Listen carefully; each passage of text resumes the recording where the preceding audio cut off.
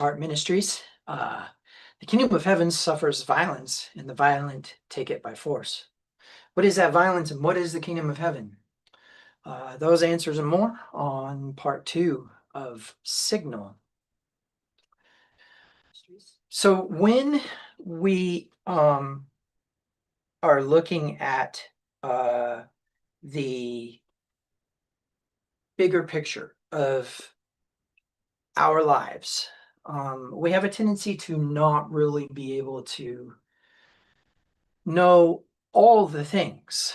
And as I mentioned last week, and this is important, what I mentioned to you last week was that I actually experience pressure as a signal or information from God that is a resistance against something. And I never really discussed what that something was, but I'm going to get into that a little bit today because there's always going to be something pushing against something else. That is the principle behind physics, thermodynamics, quantum mechanics, reproduction, the way things grow in nature, the way things interact in nature, all have to do with these pressure systems, including the weather. And so what we need to realize, and this is important, is the law of correspondence, as it's called in Hermetic circles, or what Paul said, the invisible attributes of the divine nature and eternal power of God could be known through that which is made, or as above, so below, or on earth as it is in heaven. All of those have the same mechanism of truth. And that mechanism of truth is this: what you see around you is actually a more concrete physical version of what you don't see. And very specifically, that which is at a higher level of process than your current reality. Now, I'll remind you that last week, a number of things that we got into. The first one is that we looked at this huge system of bowls. And each one of those bowls was something that could be filled, right? And not only that, but it was actually not the bigger picture. The bowl was just basically our focus on reality at that moment. The unfortunate thing is that what that affords us is a disservice. And the way it affords a disservice is that there is more above you and more beside you than what you realize. And that particular ignorance can hurt you. Now, there's a number of reasons why this is important. But the way I want you to think about it is that when you are available to understand something, is the only time when the understanding is going to come. But that doesn't mean the understanding isn't trying to come, okay? So I think probably the best way to do this would be to kind of illustrate some things on the board. So what I'm going to remind you about is that last year at this time, right in the middle of the cycles teaching, I taught you about the season that pursues you, okay? And I'm going to explain that a little bit more because when we start to think about pursuit, we make the mistake of thinking that it is about chasing someone or something. But the truth is that it is actually, a season is actually pressure against something. And I promise I will get you straightened out on all this in a minute. But let's go ahead and let's jump to the board and take a look at that.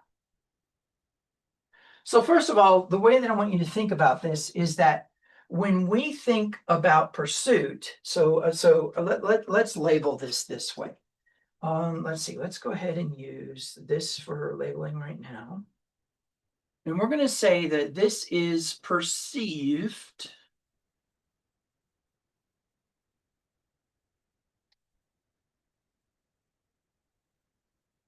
reality. Okay. So this particular perceived reality works something like this. We have this linear line, and then we have this little dude on that linear line like this. And when we think about that linear line, what we are doing is we are going to basically have this guy moving in a certain direction. So let's say that we go ahead and illustrate that with some of this. So he's moving along here on his path, so to speak. And when I say pursue, what we kind of get our minds wrapped around is this kind of this other thing trying to catch up.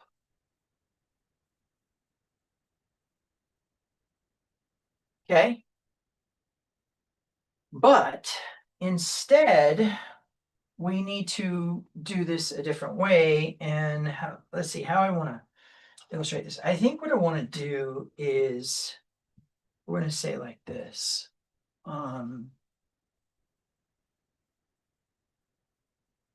Let's call it present reality.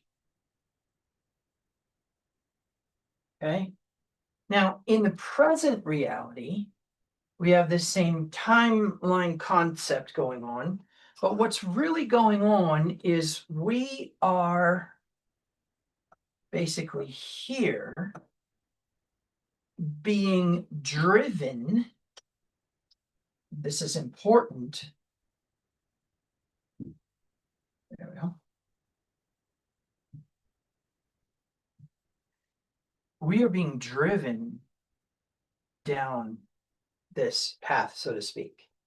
And right here in the path is this opposition, so to speak, right? And we know that that opposition is actually the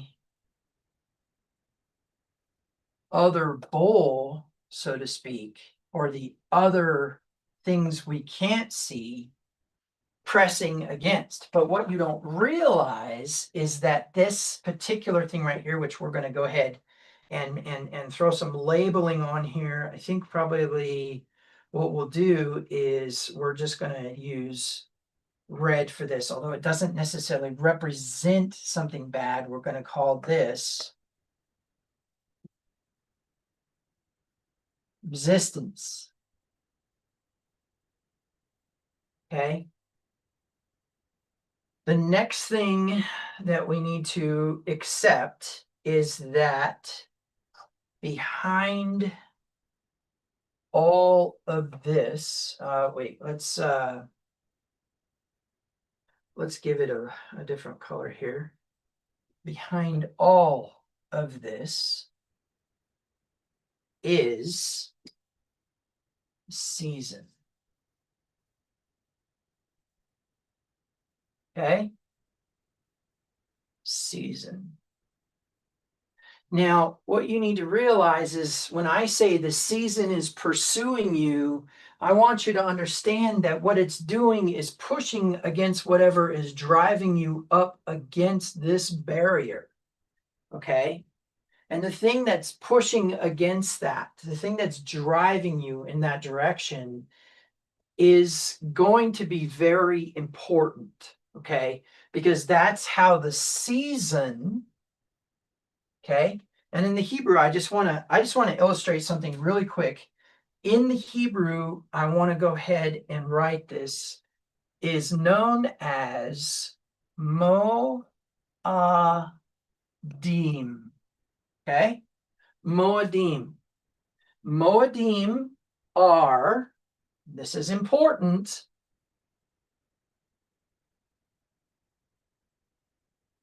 cycles. Okay?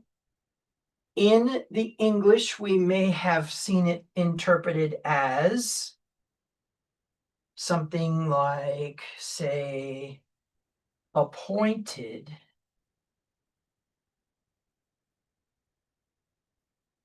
time. Or, in the King James Version, feast. Okay? And so what you need to know is that the unknown is actually the season, and it's inappropriately translated and unfortunately biased then towards that, and is not recognized as this.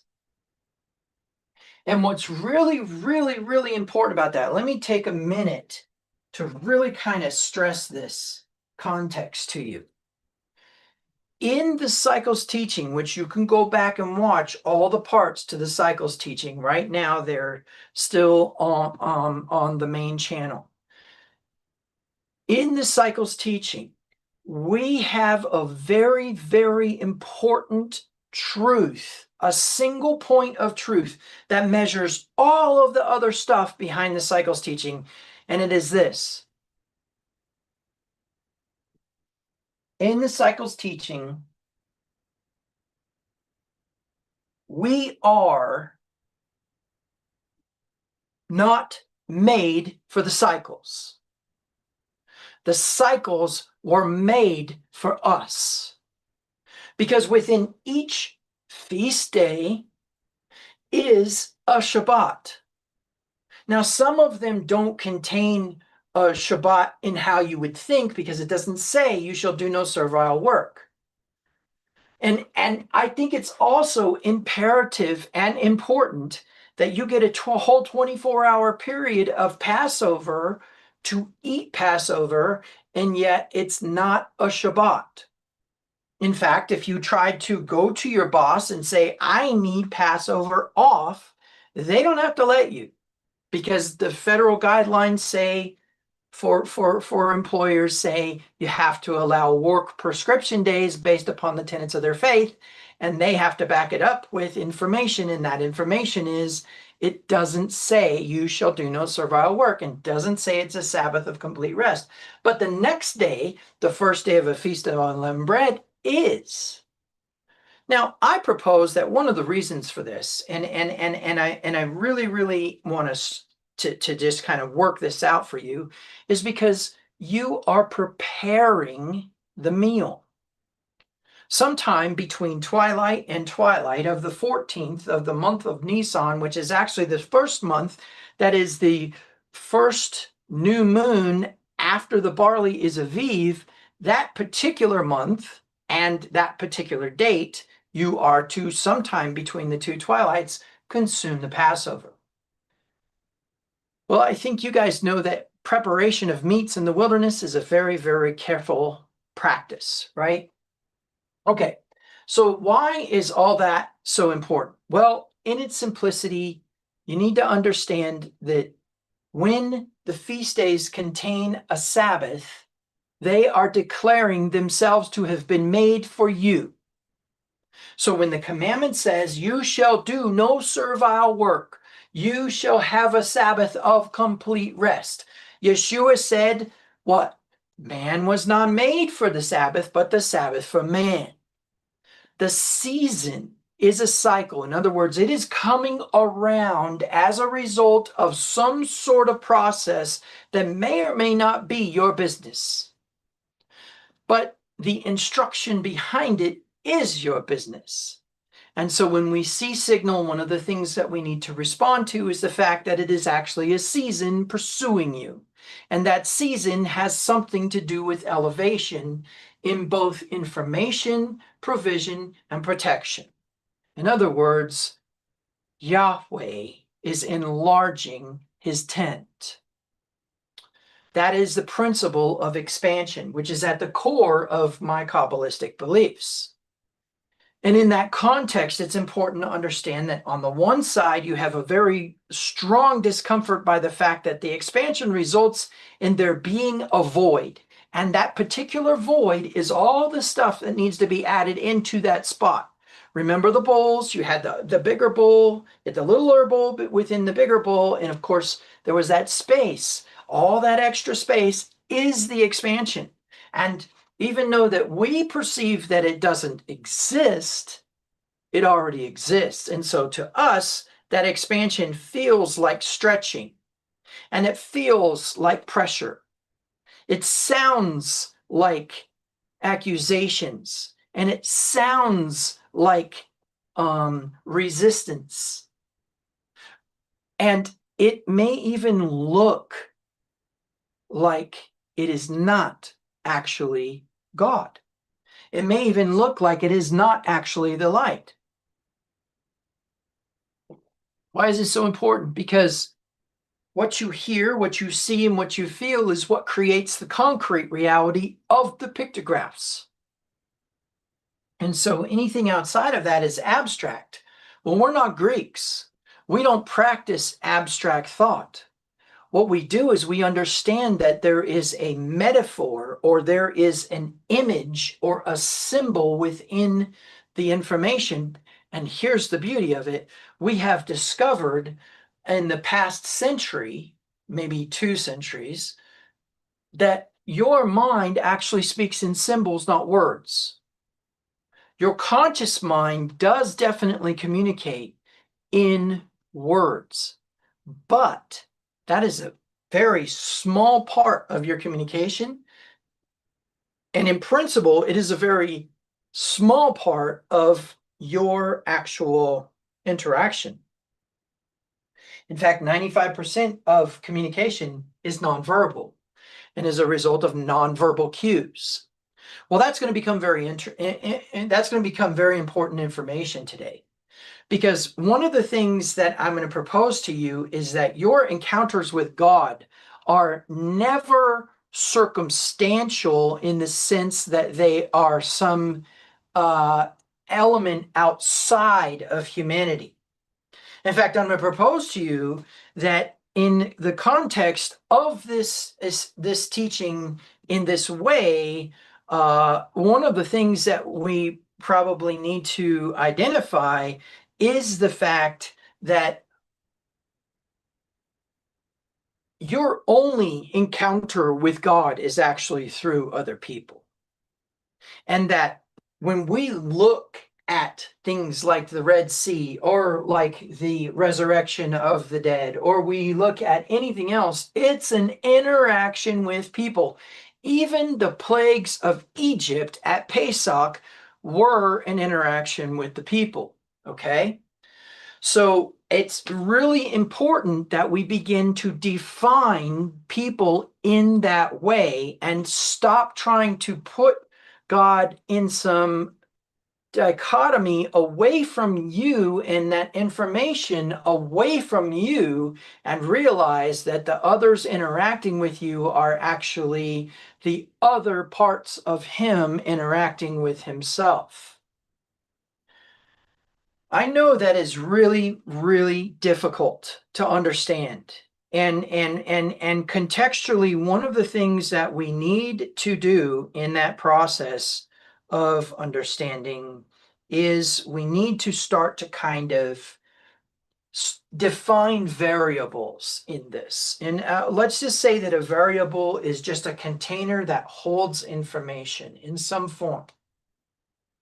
So when we're defining and actually giving stability to a variable, we are actually going to have some sort of measurable content to insert in that spot.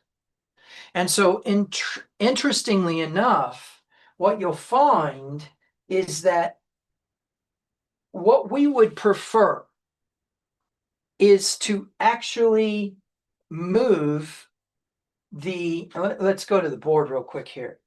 So what we would like to do is we want to move this pink line out of our lives because this pink line equates to, let's see what color we have going on here. Let's use yellow. This pink line actually equates to discomfort.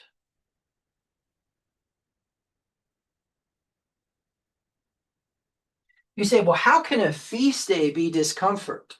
Well, first of all, I'm not gonna argue that from the point of view of content. I'm gonna argue that from the point of view of logic.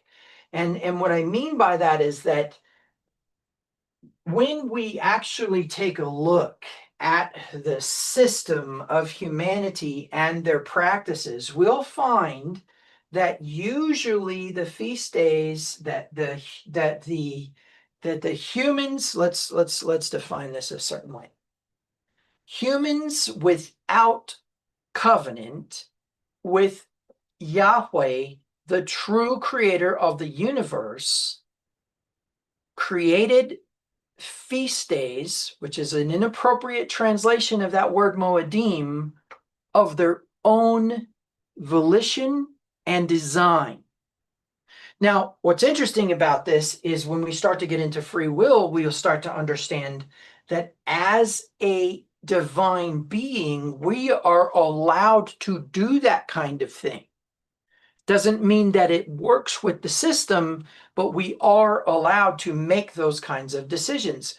In the greatest form, and if we were to just boil everything down, like the word chata, which is the word for sin, you would find that it really simply means a separation from something, and really it seems to be a separation between food and strength. Now that's a whole nother trip, but the idea is that sin separates you from the strength of food, or sin separates you from the um abundance, right? So how does that work? Well, in principle, all it is it is not light. It's a rejection of light when we have knowledge of light. Most people in most Abrahamic faiths identify that ignorance is an exception to the law. What I mean by that is that if Torah says you are to keep the Sabbath, and you as a Christian think the Sabbath is Sunday, you're innocent. But when you're given revelation that the Sabbath is definitely on Saturday, then you're accountable to it. And if you choose to continue to fight against it, then obviously Torah is going to make war with you. Okay, and so when we are looking at this context, one of the things that I want you to think about is that season is always going to equate to elevation. However, in order for season to occur correctly, one of two things needs to happen, and that is where today's message is important. We've all identified that pressure or resistance is signal, not noise. Okay? Don't get me wrong. I will, in a minute, show you that these two areas right here are so crucial to your life that there is literally a threat to your very soul contained within them. Okay? But the premise is that driver, that thing that moves you towards that barrier, the barrier you would like to have removed, because our brains are programmed to move away from discomfort. But what's interesting is the very thing that's driving you towards the barrier is actually the thing that is making it possible for this new season to come into fruition. I'm going to show you that in a minute. I'm going to illustrate that in a way that will really make sense. So when we talk about that we need to keep pressure on the pressure, this is not pressure on the pressure. This is pressure on us and us doing nothing.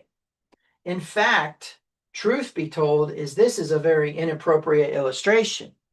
It needs to be understood that there's actually no movement, and we are probably frozen or have dug in our heels, depending on how we react to those influencers. Now, it is also very important to understand that there is actually a context or an ideal that indicates that you are actually, okay, let me say it this way.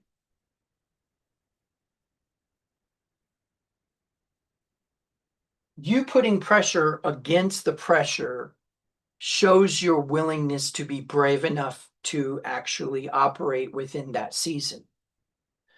Because that new season is going to contain those things that really you just don't know yet. And that can be really uncomfortable and scary. And as you get deeper into the wisdom of the light, it will be very different and therefore uncomfortable. It will be discomfort because, truth be told, is all you're going to do is hit right back up against another barrier almost instantaneously. It's just early on, you won't realize that that's actually what's happening. So when we talk about that, remember that green bowl, that little bowl, and probably should have done it a different color, and I'm not going to get into those illustrations today. I'm just going to remind you in part one that we talked about this idea of these bowls being nested and that you actually were the bigger bowl. You are that first vessel. It's just a lot of changes have occurred as a result of a need or a built-in mechanism, I should say, or maybe an instinct for that first vessel to want to relate to the creator by being like the creator. Now, this is very different from the instance of resistance that occurred in the garden, because the difference between when Eve listened to that resistance without applying resistance back to it, as opposed to the idea of that resistance becoming an instructor for her to take an about face. So that's very important for you to understand. Remember that word Satan means to cause a turning continually, or in hindsight of the path that you're walking down, to cause you to turn around completely and never go back down that path. Now, in principle, the whole idea here is that basically the Hasatan, or the resistance, is designed to try to convince you to not pass through the barrier or to push back the veil. Why? Not because the season doesn't want you in the season. The season doesn't have that kind of intelligence.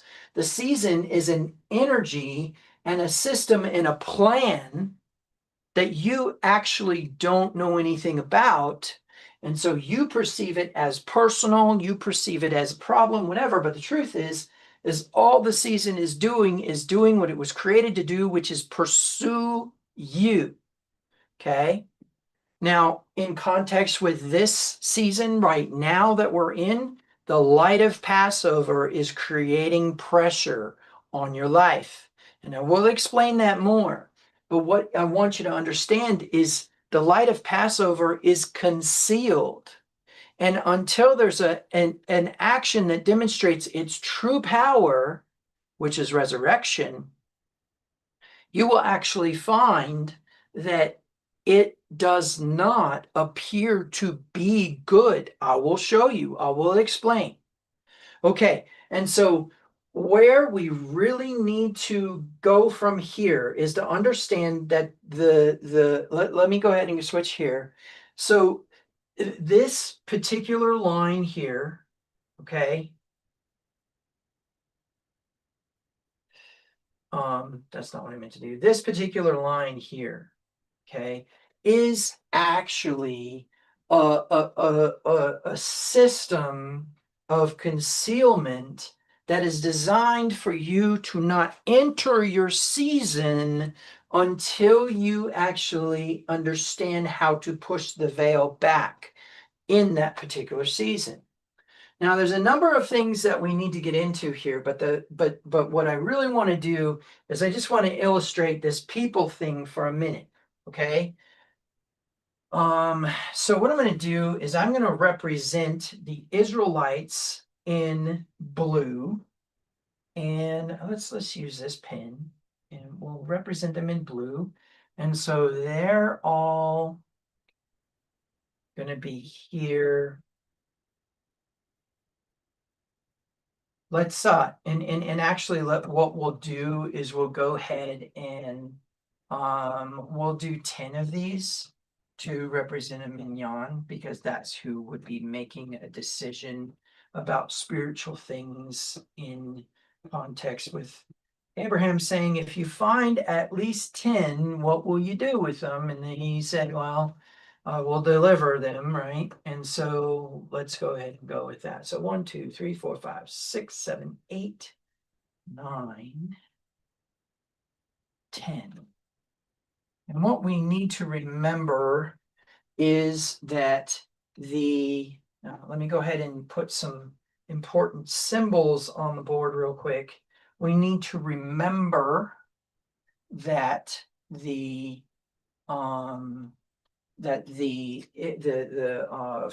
Egyptians actually were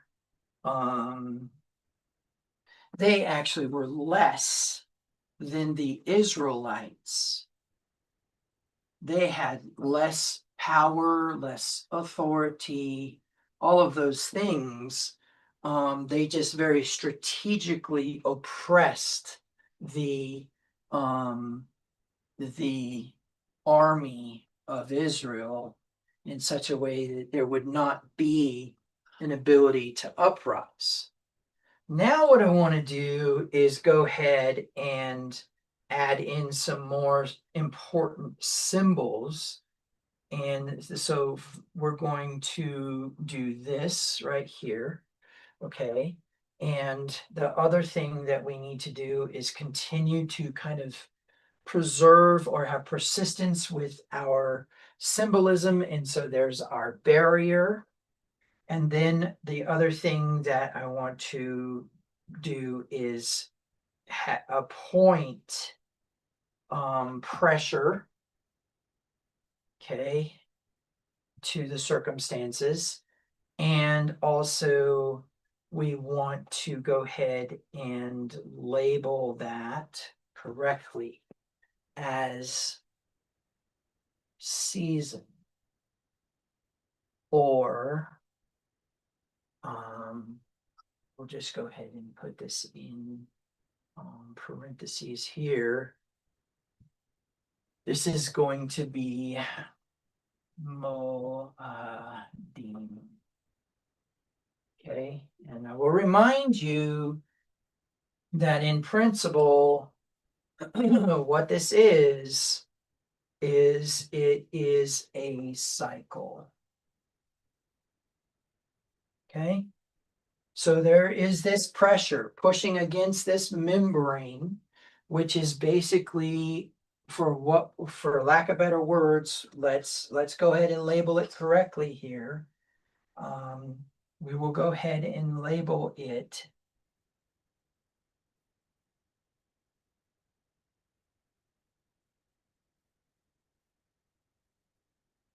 discomfort.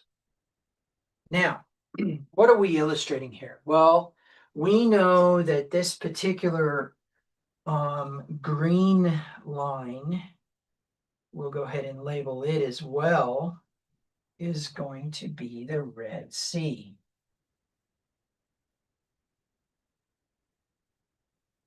Okay, and the way that I want you to understand this is that there is no other interaction going on. This is the part where people are going to struggle. And that particular thing that they're going to struggle with is the idea that there is some sort of action of the creator outside of its created beings in operation. Now we see where it says the Lord God caused a strong east wind to blow, and that caused the the sea to be pushed back. Okay? Caused the sea to be pushed back all night and all into the morning. And then there was dry ground for the Israelites to pass through to their new season. And not only that, but it was proof that the Pharaoh and his army were an illusion. I want to make this clear. I know if I was an Israelite at the Red Sea without the system of knowledge that I have in hindsight, and perhaps even then not, because I would say the average human being is a bit of a coward. I'll leave it at that. Pharaoh's army was very real, but his ability to do something to the people was an illusion. In other words, they had formulated in their mind that he had the power and ability to do something to them. And they were not in the mindset that he was only allowed to go so far. And so that pressure was an illusion. And so now we get to a very important, extremely important element of this part of signal. And that is that this right here that is driving the Israelites towards the sea is, let's use the fat mark for this part.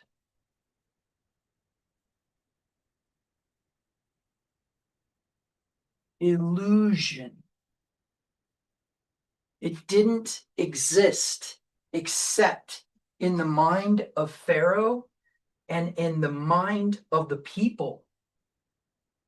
But what mind is this? What mind is this that actually would give Pharaoh an idea? Now remember, he's a created being. He's a son of Adam. He is an Elohim. Listen, there was no definition present within the context of there being an Elohim or being the son of an Elohim as being conditional upon some creed or some confession or some action, but instead that it was just a title, a label, and a system of process, meaning that Pharaoh actually believed himself to be Elohim, believed himself to be a god, but also believed that he could defy Yahweh Elohim, who's a higher Elohim than him, and therefore cannot defy. But what's important is that his ego believed that he could, but that was also, interestingly enough, based upon an illusion. Let me show you, and this is important because now you're going to start to see a cycle within a cycle. Here goes. Bear with me here. What was Pharaoh's pressure? What did he have driving him forward? They say, oh, it was his ego. But truth be told is what it was. If you remember, the people said, they have devastated our land. They have done everything but destroy us. And now if they leave, we have nothing. Pharaoh was operating off pressure from advisors who were saying, don't let the people go, right? Advisors the night before that said, if he stays, all of us will be dead, right? So Pharaoh is now pressured to go after the Israelites, and a lot of people miss that. And so now here's an illusion creating a movement of Pharaoh, which is creating an illusion, which is creating a pressure against the limitation or the Red Sea or the Hasatan, right? The adversary, the thing stopping them from moving down the path was the sea, not Pharaoh.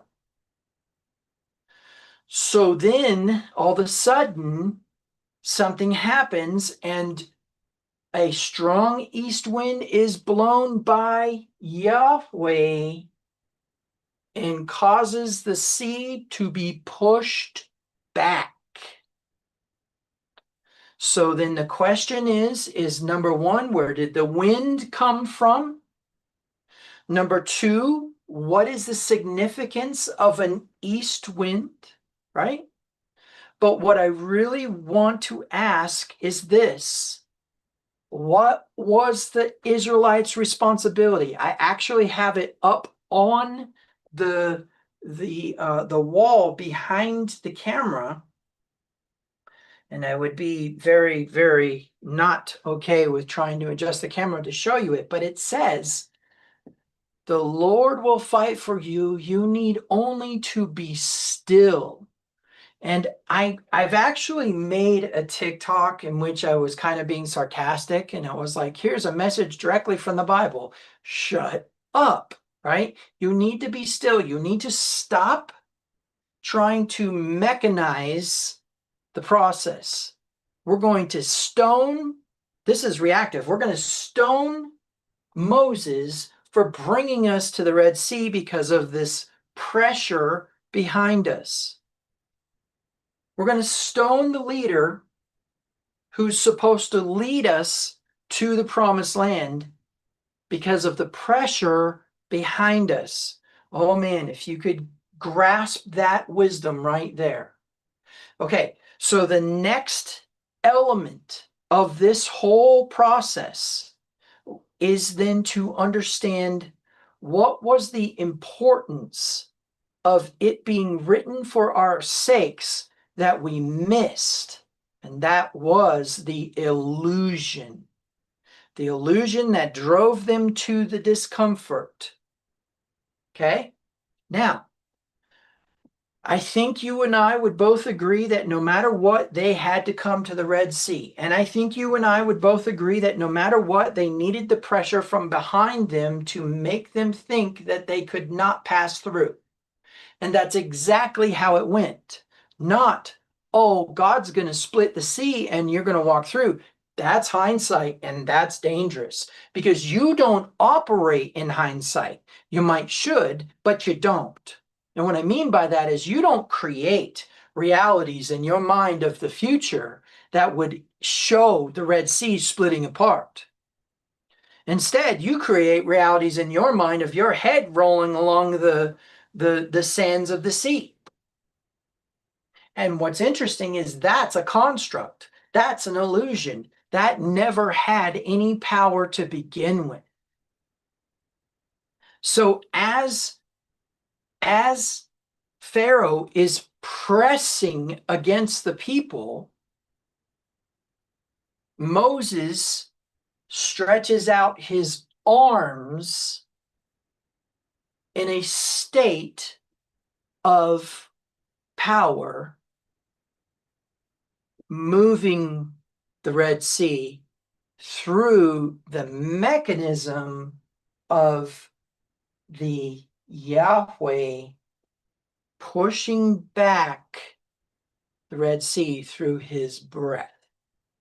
Now, I can tell you, if you listened to all those symbols and you listen to all those things, you will have an extraordinary amount of wisdom if you stop reading it as if it was some Hebrew slaves being rescued by God and start reading it correctly. You will find almost the entire formula for what I'm about to teach you. Okay? So now it is absolutely important and imperative that we accept that there is an element here of reality concerning the Red Sea that they did not know, but was present, and that the season was pursuing them. On the other side of the Red Sea, if they pushed back that veil, they would be in that season. The Red Sea was an illusion. The Red Sea was a perceived limitation that didn't actually exist. You say, oh, yes, it did. Look, they were standing at the sea. Yeah, but you don't understand. It never had permission to sit still. It never had permission from God to stay in a physical state according to the laws of the physical universe, but was going to defy several physical laws that give us the ability for flight, that give us the ability for buoyancy, that give us the red back when we do a cannonball. Non-existent. All of those are violated in this moment of intervention. But what you don't understand is the sea never had the permission to stay in that state.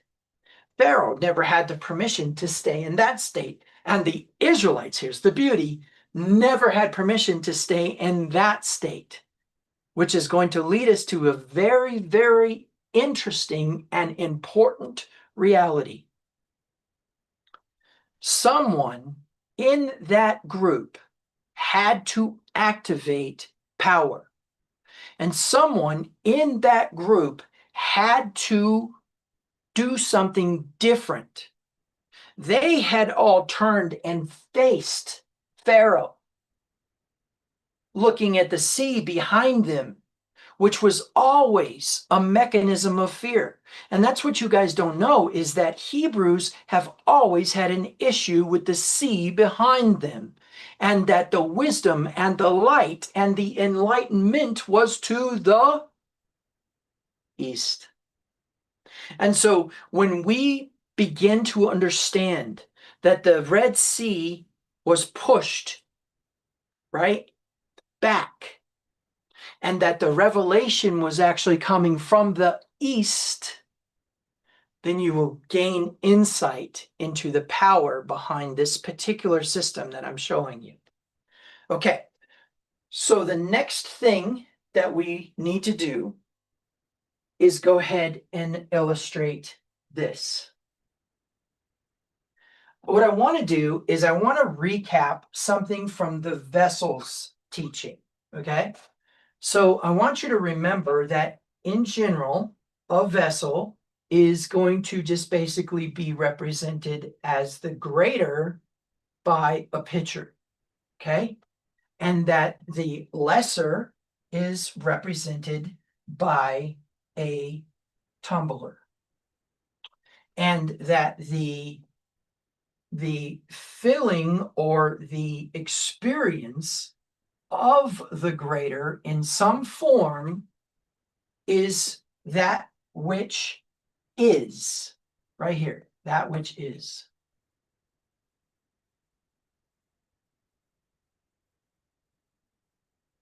Right? And then this is what could be.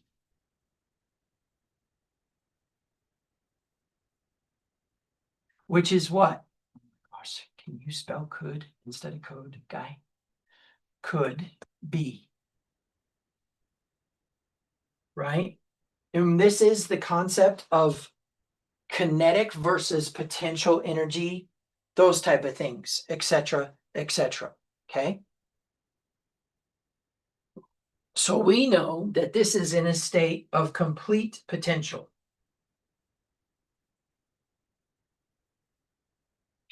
And we know from the vessels teaching, which you can go find in the cycles teaching, I believe, we know, in fact, I think there might actually be some other ones too in the collection.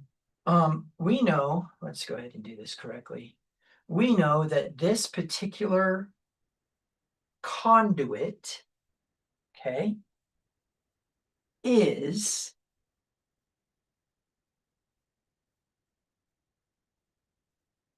empathy. In the Hebrew, it is known as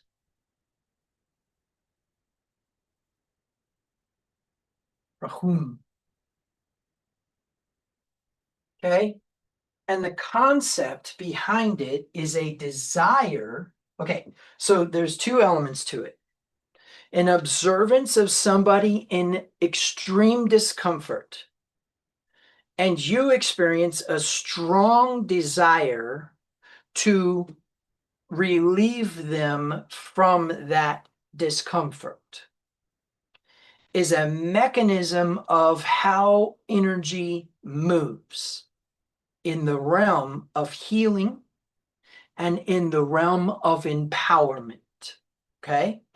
In the realm of healing and empowerment, that is how it moves. Okay.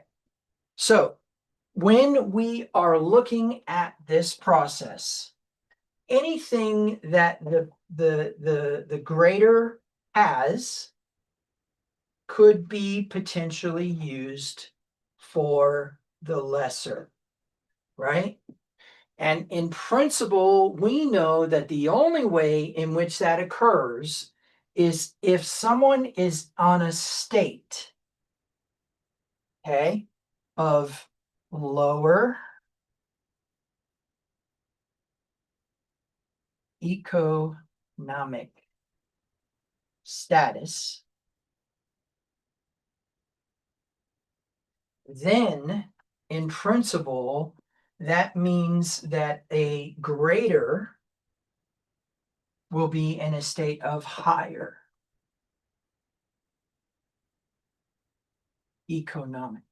Why do I use the word economic? A lot of people want to know that. They're like, why are you talking about finance? I'm not.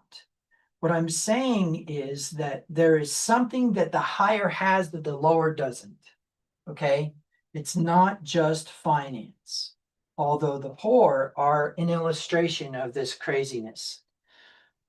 So now, in order for the lower to actually experience a higher economic status, we will call this deficit.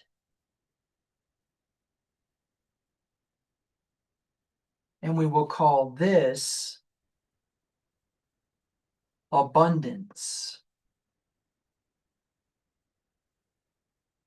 And we will call the movement distribution.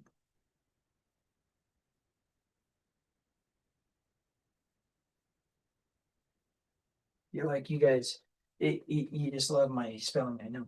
Okay, and so the premise is that the greater is already experiencing some form of abundance, and now that contribution has to now occur into the lower by dissension or descending. Okay, and so let's go ahead and label that concept there, descending. I'm just going to call it descend, okay? Because this one needs to ascend in status. Well, this is the concept of imputation.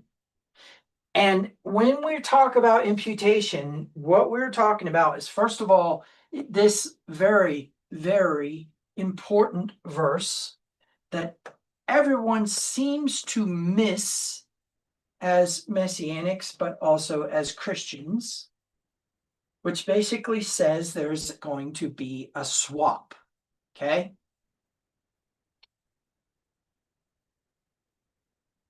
A swap of status.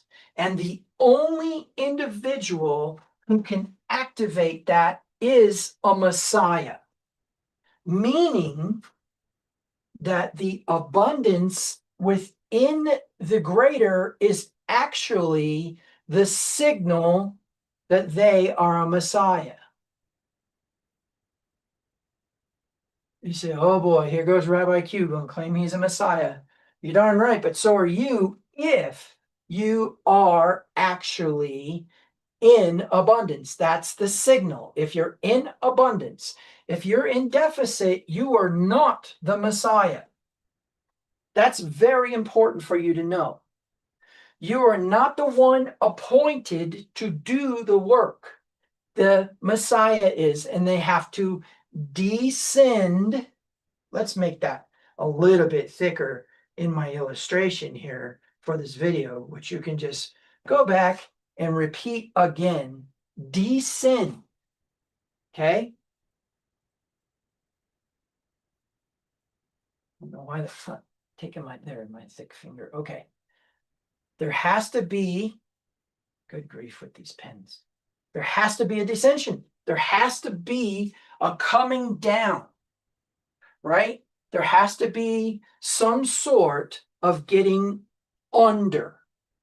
And then the law of reciprocation says, in what you have gotten under, you will be elevated in whatever status you're currently in. Meaning what? The true element of this is this next level, which we're going to call for now horizon.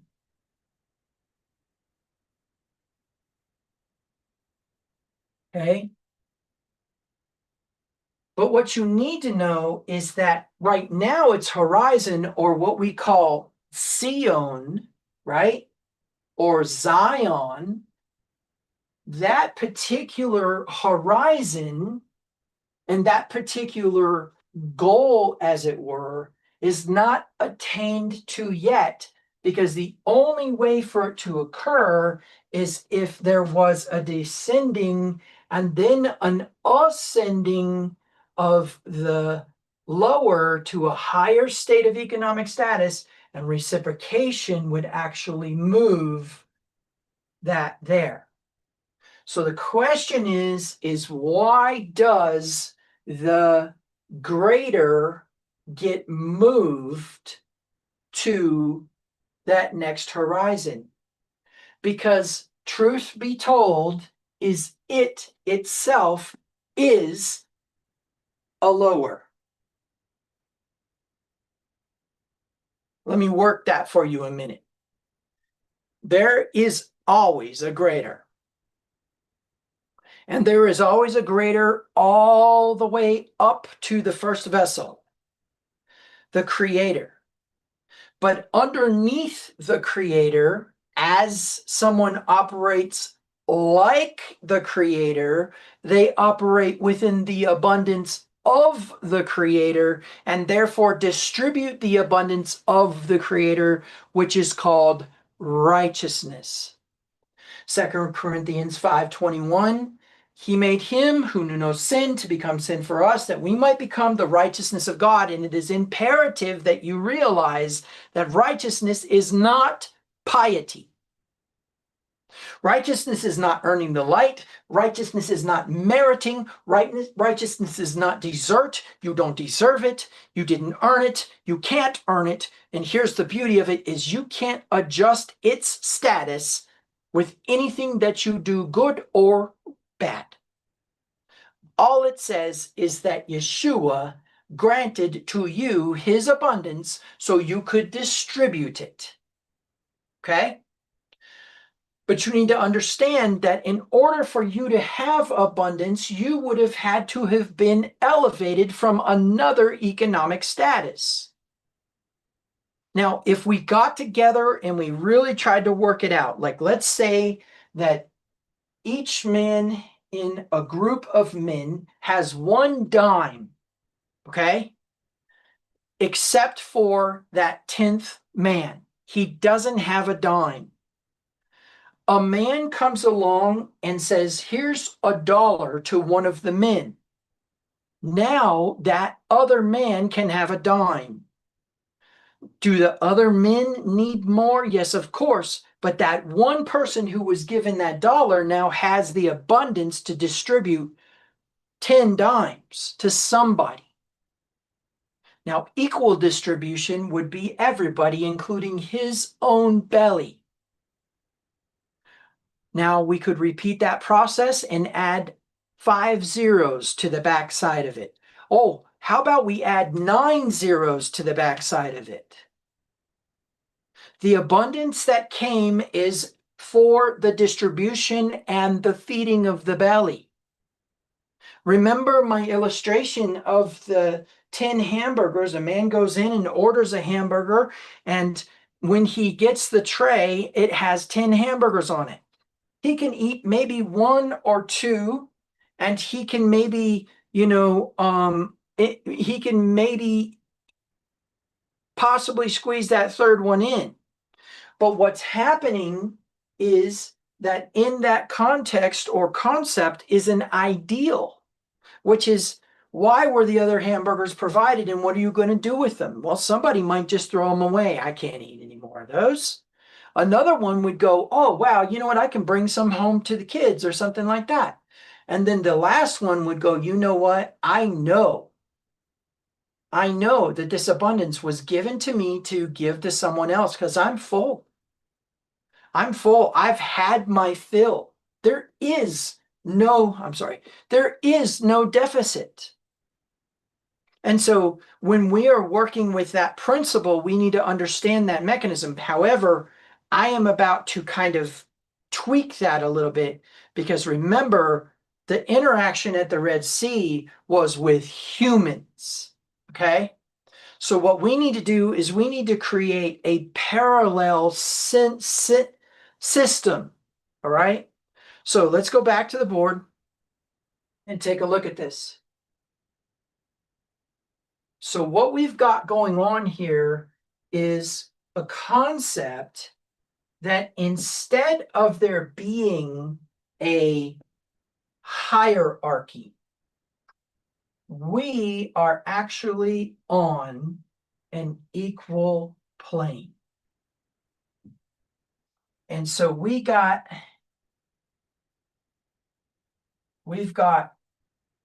this guy here, and we've got this guy here, and let's say we've got this guy here, okay? And then let's put a few more. I really need to try to nail this home to you. We've got this guy here. And the way that I want you to think about this is that let's just put some random numbers above these people. Okay. Let's see. Let's actually use the fat marker here. And we'll just label these all this way. So let's say this guy's 10. Let's say this dude is 100, 500. Maybe this guy's 20, and we need another guy. We need another guy. All right. And we will use red.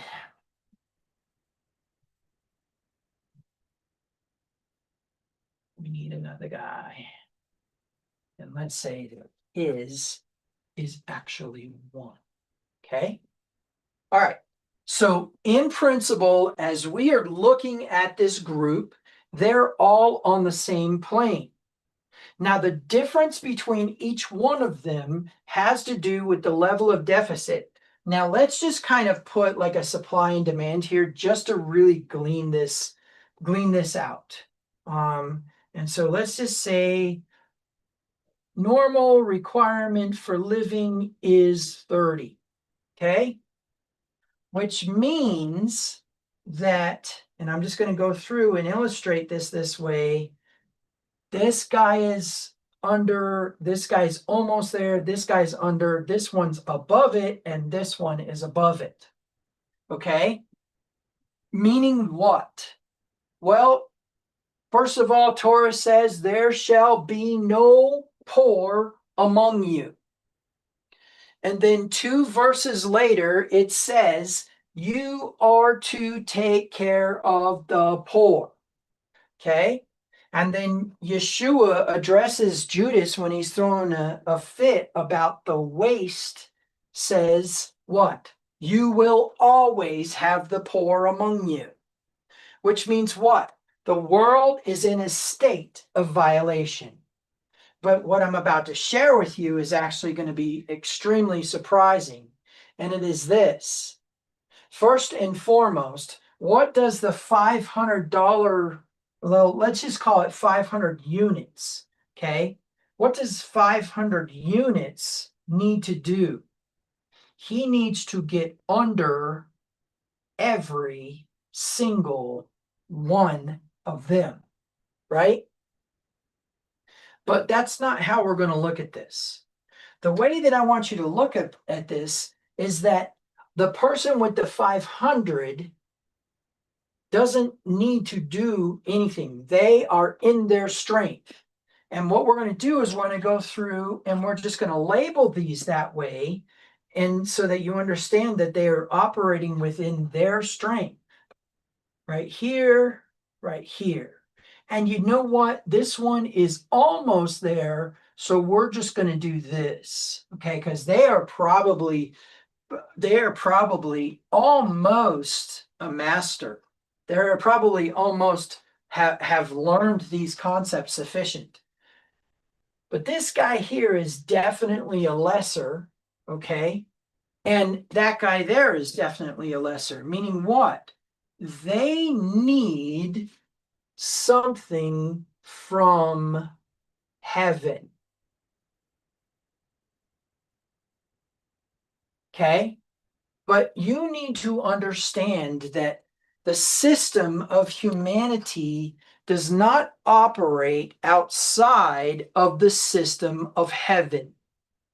And what I mean by that is that the mechanism of assistance from heaven will come from a greater on that plane. Meaning the 500 guy, the 100 guy, or for the sake of the two on the ends, the 20 guy. Because there is definitely a concept that the 20 guy could still help those two, which makes him a greater or a lesser, which is really where we actually sit a majority of the time. Okay, so now let's get back to the board. So the principle is that in the reality of the graders, their operation is to be that assistance from heaven by what? By getting underneath the economic status of those lessers. By taking some of that money and creating an equality across the board so that everybody has the same amount. However, that doesn't work the way humanity thinks. You see, they think that equality means that you will always have the same amount. But the law of reciprocation says that if you get under somebody in economic status, you yourself will be elevated, which is still what? Amassing wealth and private property, etc. So there might be a stasis of equality for a moment in time, but not as soon as heaven reciprocates. And truth be told, is this guy with the 500 is actually a lower. He may be the greater in his level of status, but there's something above him ready to give him more. And truth be told, is he's in a state of discomfort. He's in a state of discomfort, and he is in a state of deficit, and he is in a state of need for intervention, but not like the others. Okay? And so what you need to understand is that the answer to the reciprocation is always going to be the giving. Let me tell you where it will blow your mind. The 10, the negative guy in the 10 needs to give to the 1. And the 1 needs to find somebody who's even lower than him, like a half. That's the power behind this. But what you don't realize is that if you're operating in your strength, that is a signal. Let me do it this way. let me go ahead and illustrate this for you.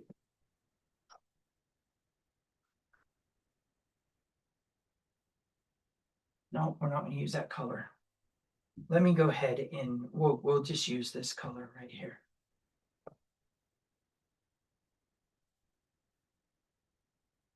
That is a signal that they're a greater, because they know this number, right? So that is a signal that they're in abundance. Now, let me illustrate for you what the 30 is really quick. The sun shines on the just and the unjust. The rain falls on the just and the unjust. This was promised. Heat and cold, seed time and harvest. The rainbow says those would not cease. That is afforded to everyone. When you experience a bumper crop or you experience extra, that particular set of extra is designed around investment. And very specifically, it is an investment in the treasures of heaven, in the mechanism of the process of what? Of getting under, granting higher economic status to someone, and in that conditional process, reciprocating something that it could never achieve. And so the beauty of this has to do with being able to recognize the mechanism, because what we have is when the 500 is in his state, he's in his strength, he's in a state of co-creation with Yahweh. He's been entrusted with the resource to distribute it. And the context and the concept of distribution is the idea that he has been given permission to act upon his own strength. When you are in your own strength, be prepared that there are vessels in need of your light. However, if there's a process in play that actually shows that you are of much lower economic status, let me show you this. And this is going to be very uncomfortable for a lot of you. If this is the signal of abundance,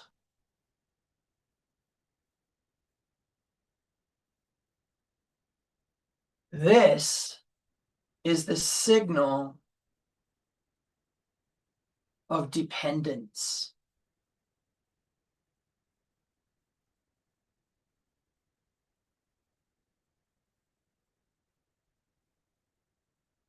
Okay?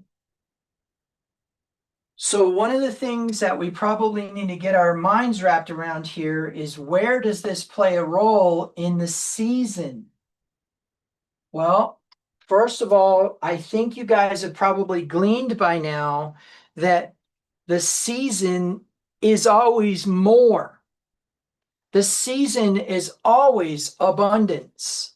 Okay? So now let me show you this.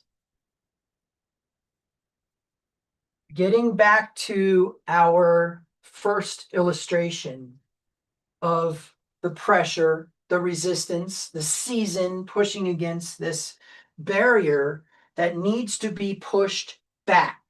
Okay? So number one, and this is important, that these pressures back here are an illusion.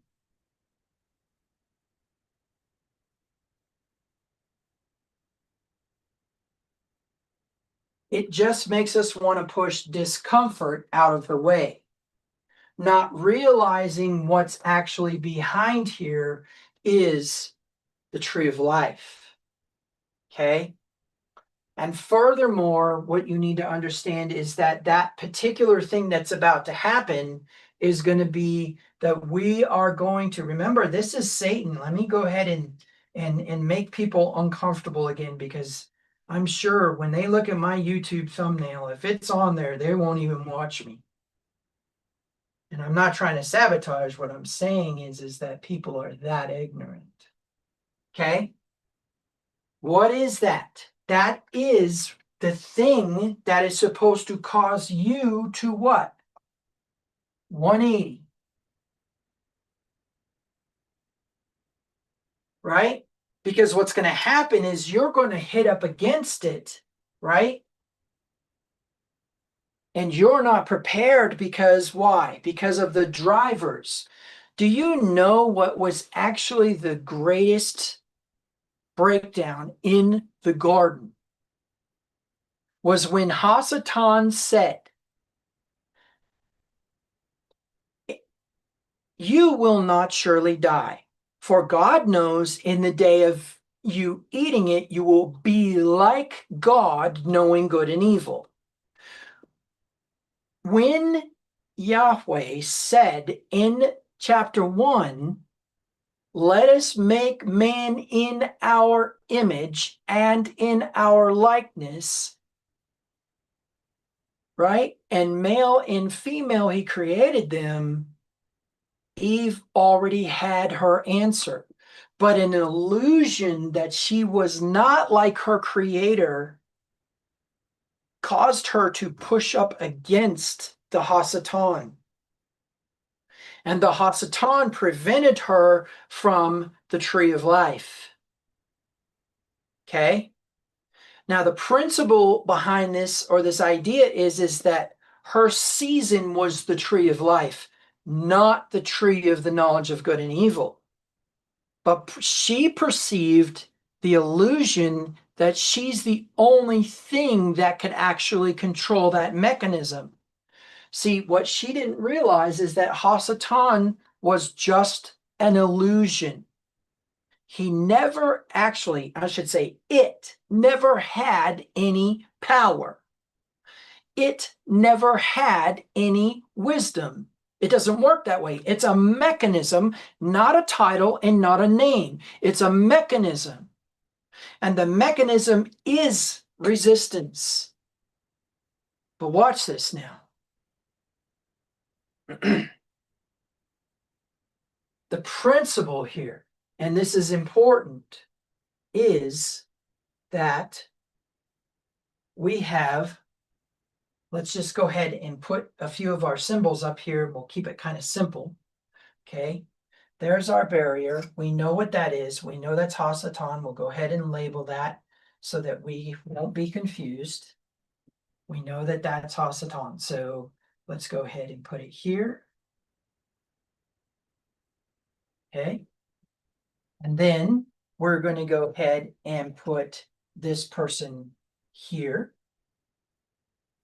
And we're not going to put anything behind them.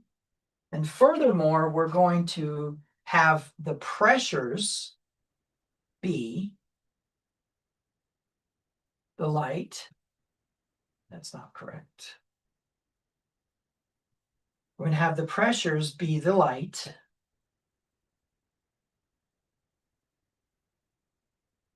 That is not revealed because of the concealment. Let's go ahead and label our concealment so that we can really kind of dive into the information being afforded us here. So this is concealment.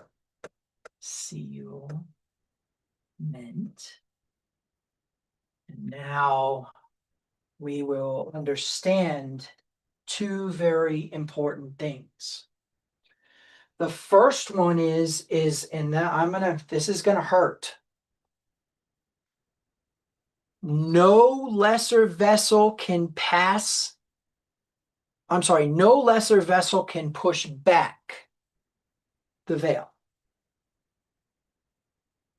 You have to have become a greater. And you have to have obtained that through identity that is unmerited.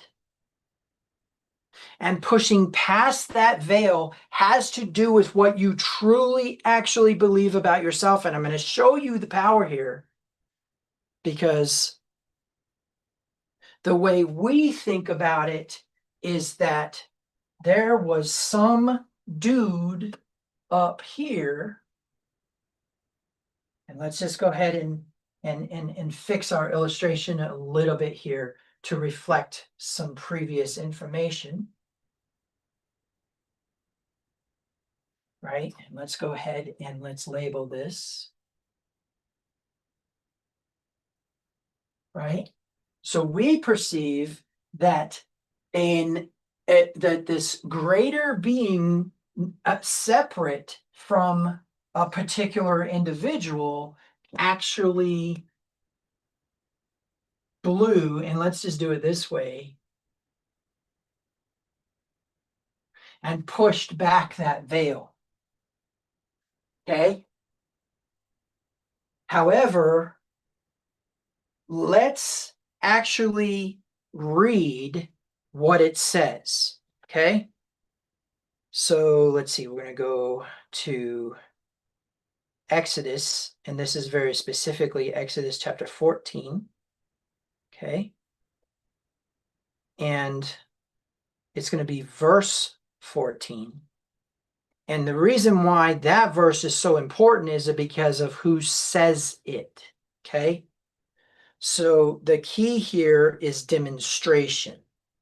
So Moses says, the Lord will fight for you. You only need to keep silent. Now look what it says in verse 12. Is it not the word that we spoke to you in Egypt, saying, leave us alone that we may serve the Egyptians? For it would have been better for us to serve the Egyptians than to die in the wilderness. Who's speaking there? Well, we know. We know that's the accuser, right? We know that their souls don't actually believe that. But then Moses says to the people, do not fear. Stand by and see the salvation of Yahweh, which he will accomplish for you today. For the Egyptians whom you have seen today, you will never see them again forever. But then he says something interesting. Stop talking. The Lord will fight for you while you shut up. Now watch this. In verse 15, then the Lord said to Moses, why are you crying out to me? Tell the sons of Israel to go forward. As for you, lift up your staff and stretch out your hand over the sea and divide it. And the sons of Israel shall go through in the midst of the sea on dry land. I want you to see this in the Hebrew, because that is where your mind will start to split. In the Hebrew, as for you, who? Moses, lift up what? Your staff. What kind of staff? Wizard staff. And stretch out your hand over the sea and divide it. And go and shall go the sons of Israel through the midst of the sea on dry land. Now let's go to the word stretch out your hand.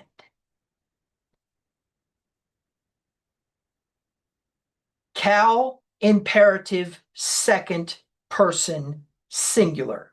You, Moses, stretch out your hand. Okay? And then your hand, the sea, right? And what? Cal. And just so you know, cal is basically non-intensive. Cal, imperative, command. Second person, masculine singular. Let me illustrate grammar really quick for you in this situation. When a greater instructs a lesser, it is always going to be in command form in the Hebrew, because a greater has the authority. Doesn't only have the energy, the dunamis, the yochel. It doesn't only have that, it also has the ability to move people with its instruction. So the greater has authority over the lesser in the sense of provision, protection, and instruction, but also it's important to understand the command that's be giving here. I want you to register in your brain what just happened. God told Moses to move the sea. Now, I know that there is a lot of people out there that miss this very important thing because they don't read Hebrew and they think that it's Moses praying. Let me pray that you would open the sea for me. That's not what it says. He told Moses, tell the people to move, right? Tell the people to start walking.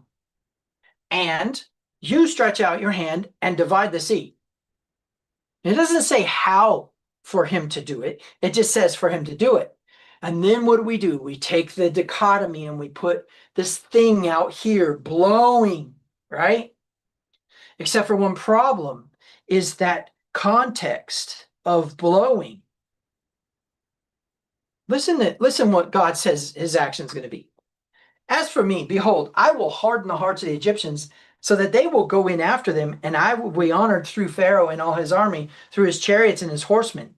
And the Egyptians will know that I am Yahweh when I am honored through Pharaoh, through his chariots and his horsemen.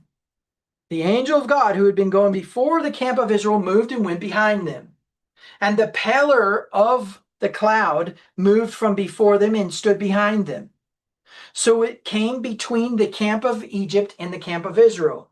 There was the cloud along with the darkness. So the veil moved.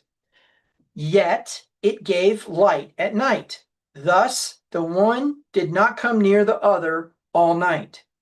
Then Moses stretched out his hand over the sea, and Yahweh swept the sea back by a strong east wind all night and turned the sea into dry land.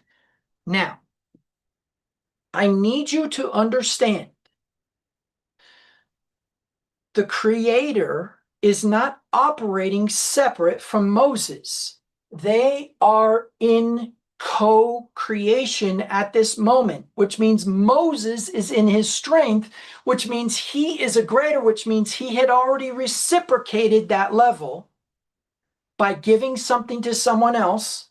But the premise is that him in his elevated state was not bound by the laws of the physical universe. And furthermore, there was jurisdictional authority given when he was commanded. Every single last commandment that is in Torah is what? An instruction in the state of a command, right?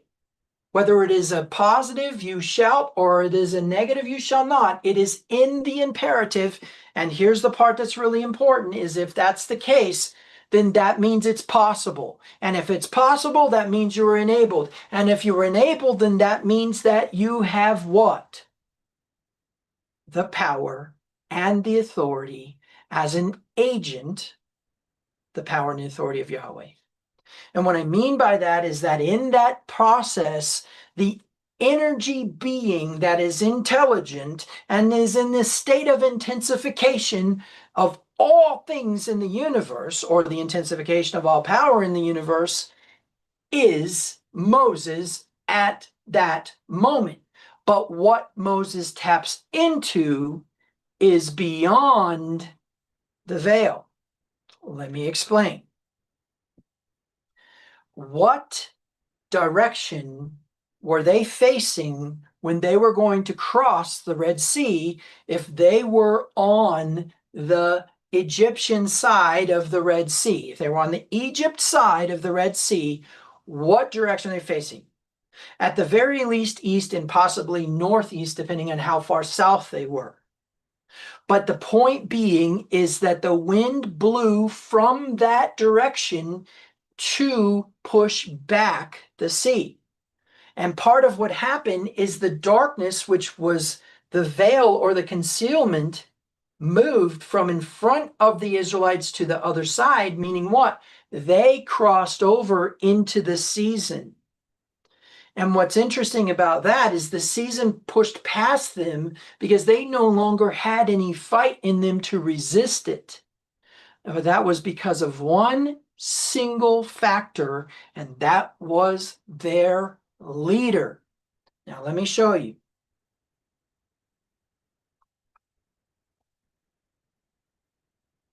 The sons of Israel went through the midst of the sea on dry land, and the waters were like a wall to them on their right hand and on their left.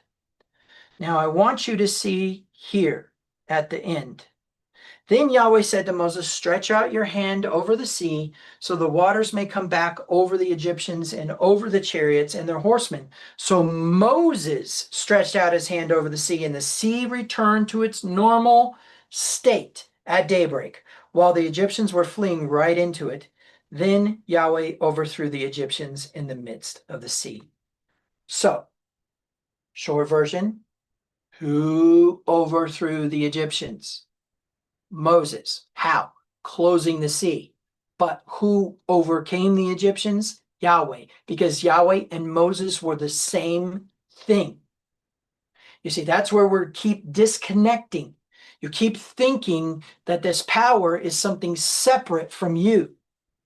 But what you don't realize is that the power came from the other side of the veil, from the other side of the sea, from the east.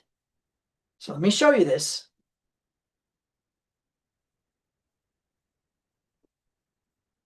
So what do we have? We know that this purple line is concealment. We know that there's a new season pressing behind that concealment, which is really just unrevealed or concealed light. We know that there was actually a physical illustration of a change and a movement of the veil to behind the Israelites, and it ceased to be present in front of them. Okay, and so the concealment moved, and when it moved, in fact, let's go ahead and properly label it.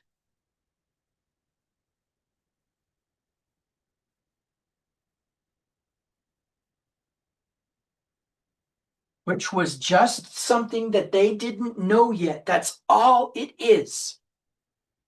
My people perish for a lack of knowledge, right?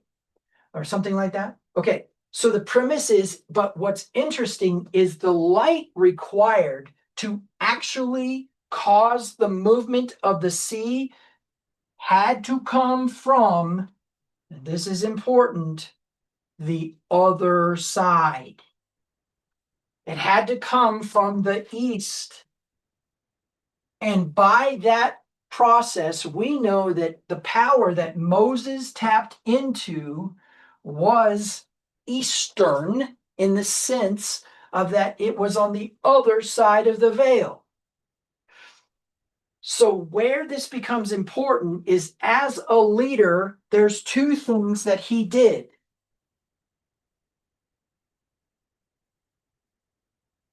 To start with, and this is important, to begin with, he did what?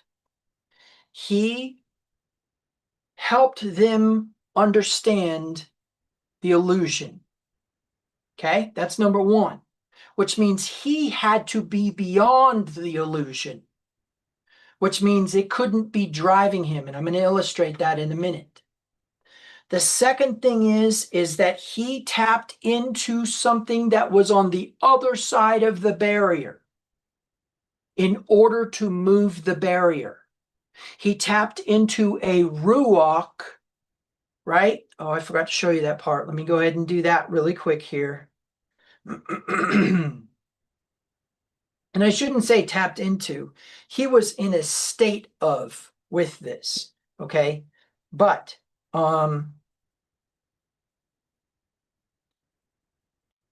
for the record,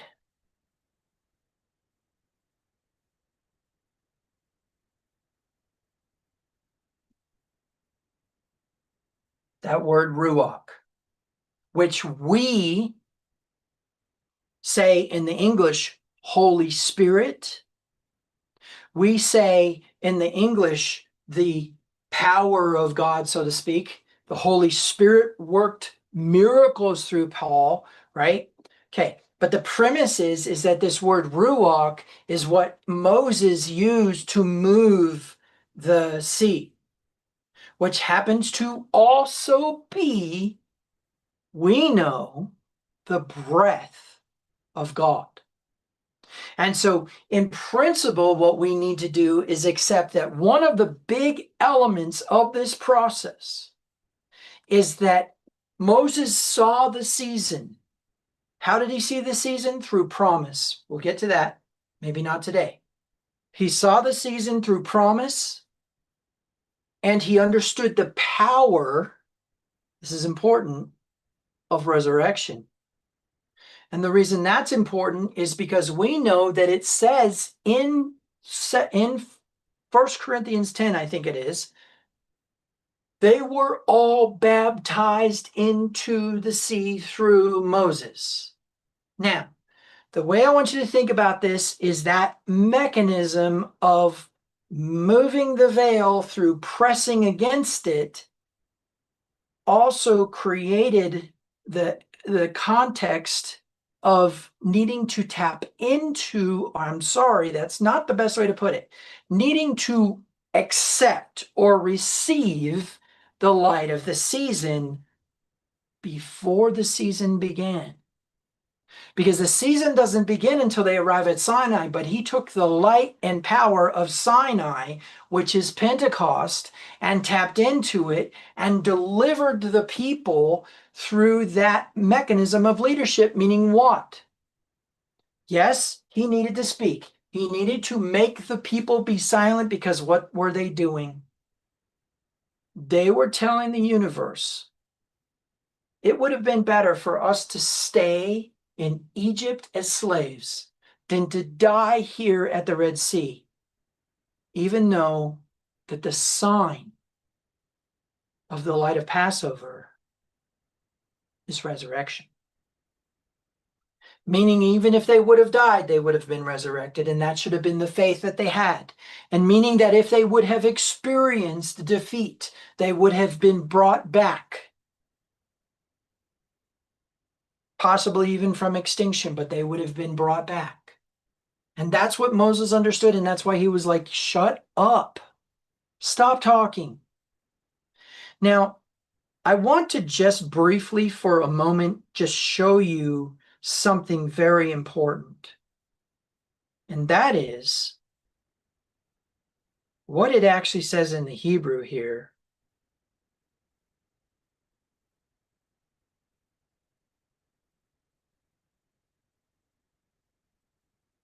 This word charash means to cut in or plow or engrave or devise. So this concept of it being silent is not necessarily the gist of this, right? Because why? Because Moses was telling them, you need to do the opposite of what you're doing right now. You're bumping your gums. You need to what? Press forward into the veil. What did Yahweh tell Moses to do? Tell the people to move forward. Right? Remember, they had turned and looked at the Egyptians. Moses had gotten their attention and they turned back towards the sea. Now, instead of the sea or their fear being behind them, driving them, they parked it in front of them and they moved forward. So, to illustrate for you, let me go to the board one more time and we will illustrate that concept.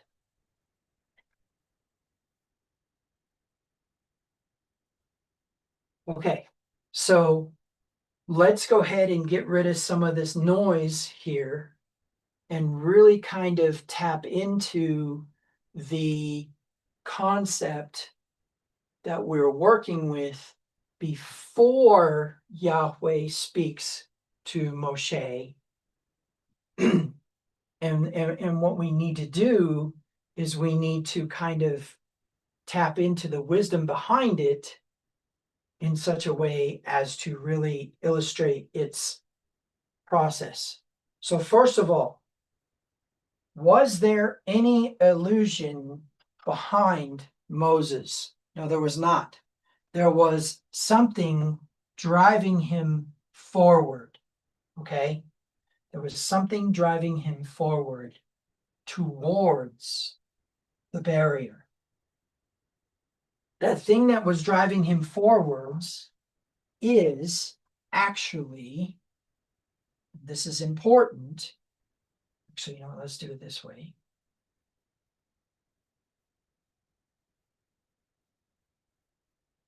Oh my goodness. There we go. So the concept here is what was driving him forward was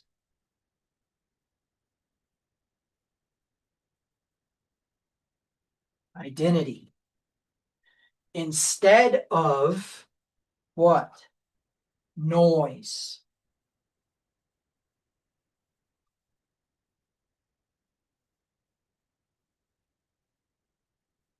And we need to understand this is fear, doubt, mechanized by what? Of false identity. Let me go ahead and explain, or not explain, but let me go ahead and label. Let me go ahead and label that. Okay.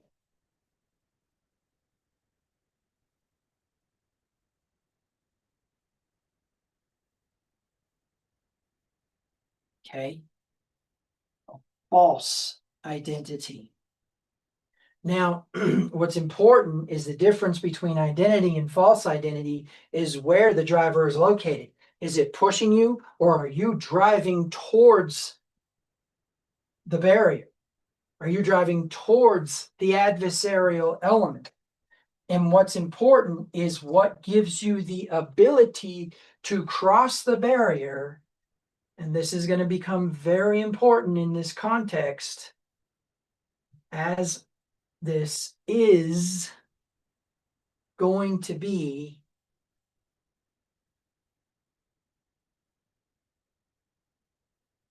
the light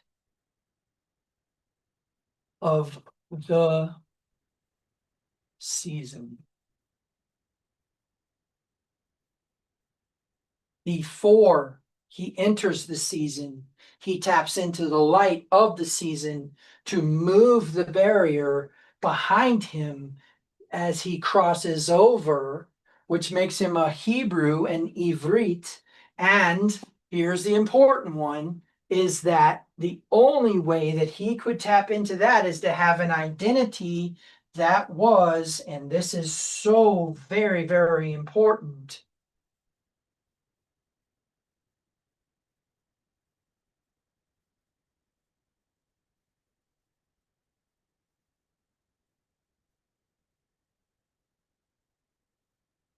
now I'm going to talk to you for a minute about this concept of identity, because people don't really grasp the idea that they need to, so they have this idea in their heads. They say, oh, well, I need to work on this thing and become better, and then I will be at a point where I'm effective. Okay. Now, I can tell you that that is noise and not signal. Because the truth be told is that whatever the resistances in your life right now are signal that you are supposed to keep pressure on the concealment until it moves. But what you don't know is that what makes you capable of that is your identity as a leader. And I'm going to illustrate leader for you in a minute. It's not what you think, okay? And the context or the ideal here is that that leader has to be a greater. And the context of it being a greater is that it has been elevated and expanded to receive the light from the season that's pursuing it. Okay? But here's the part that's extremely important. Don't think for a second that there's some sort of achievement you need to get to before you can push back that veil. If it's present, you already have everything that you need, and the instruction to do it is the signal itself. Thereby, you move the concealment because of keeping pressure as a result of the fact that you're enabled by the light of the season because you're a leader. Meaning what? You think, oh, I got to achieve a certain level before I'm a leader. No, that's not true. And I'm going to propose to you that leaders don't have like the levels that they need to achieve. They have levels that they need to reciprocate to. Because the truth be told is that we were told to make disciples. But what's interesting is we were told to make disciples while we are disciples. So don't think that you're not worthy of a leadership position, and don't think that you're not worthy to actually take upon yourself the actual action of pressure against the concealment for the people who can't, who are stuck in the noise, who are listening to the illusion. This comes back to you are the change that this world needs. But here's what people think. So listen closely. So normal people actually believe that they are in a state of entitlement that the rest of the world will change for them. In fact, you inappropriately pray for these things. You think that it was designed around the idea that you do not have to deal with change, but they do, and they need to change. And let me tell you where the greatest dichotomy of this is believers versus non-believers. People who believe think they're in a state higher than those who are non-believers. But truth be told is that's not how all this energy works. Because remember, the sun shines on the just and the unjust, and what? The rain falls on the just and the unjust. I'm just going to put something out there and say that when a nation who is not Israel is compelled by plague to bring something to the Feast of Tabernacles, it is not a commandment for covenant people. And therefore, when it says, therefore, man was not made for the Sabbath, but the Sabbath for man, cycles, seasons were not made, or man was not made for the cycles and seasons. They were made for man, whether they believe or don't believe. And it says that the trees, the leaves of the tree are for the healing of the nations, not the covenanted people, which means that this mechanism has nothing to do with worth or creed or confession or whether you have done good or evil. It has to do with what you truly are and believing that identity and activating it. And here's where it becomes powerful. There's only one way to truly step into identity in its entirety, and that's covenant. And what you need to understand is the reason for that is because when you are in covenant, you have a tribe. And that gives you the confidence that you are in an identity and not somebody who's cast out, and not somebody who's outside the camp, not somebody who's outside the city, not somebody who is outside in the wilderness, naked and exposed. And here's the interesting thing about that entire process. When I tell you that you're the change the world needs, I don't mean that you are going to go, okay, I need to get over an addiction. And so what I need to do is I need to actually work towards being less addicted, being sober, et cetera, et cetera. That's not the change that this world needs. That's a season, and that season will come. But at the moment when you hear the words, you're the change the world needs, that is actually the change that the world needs. Because remember, everybody's expecting everybody else to change. They feel entitled to it. But also, they blame everybody for every single last thing. And so they look at the next person and they'll say, what about him? They'll read a verse in the Bible and go, what about these people? And never, ever grasp the mastery that's being granted to them through that instruction because they're so worried about that person and their behavior and their lifestyle and their choices. When they have a vessel whom they are supposed to instruct, a vessel whom they're supposed to give light to, a vessel whom they are supposed to be operating with, who will listen, not the person whom has been absolutely contrary to them and is definitely not somebody who's going to listen to them. And what's crazy about this is that concept of blaming everyone else means life is happening to you, not for you, which is a contradiction of the promise. Because the promise says all things are working together for the good. And furthermore, all good gifts come down from the Father of lights, which means all of it is light. And the gift is his benevolence that he wanted to bestow 100% of his benevolence upon another. You are that other. And what's really, really important is that that other has the ability to be like their creator by operating in their strength and distributing. But what's imperative to know is that if it is a season in which you are to operate in your weakness, what does it say? That God is made strong through your weaknesses. There will be appointed a greater, and that greater will grant a change in status. That greater is a Messiah, a people mover, changing the status. And that status is an economic one. It's simple numbers.